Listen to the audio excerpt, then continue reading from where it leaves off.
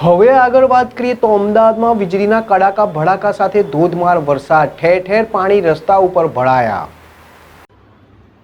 અમદાવાદમાં વીજળીના કડાકા ભડાકા સાથે ધોધમાર વરસાદ, ઠેર ઠેર પાણી રસ્તા પર ભરાયા।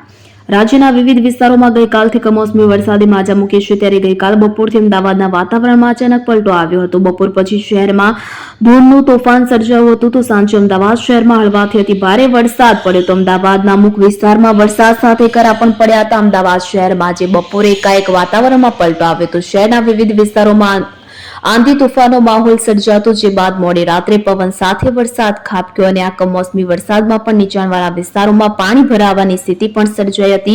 કમોસમી વરસાદથી ઠંડક પ્રસરી અમદાવાદ શહેરમાં કાળઝાળ ગરમીના દિવસોમાં મિની વાવાઝોડો જેવો માહોલ સર્જાયો હતો। શહેરમાં તોફાની પવન સાથે ધૂળની ડમરીઓ પણ ઉડતી જોવા મળી હતી।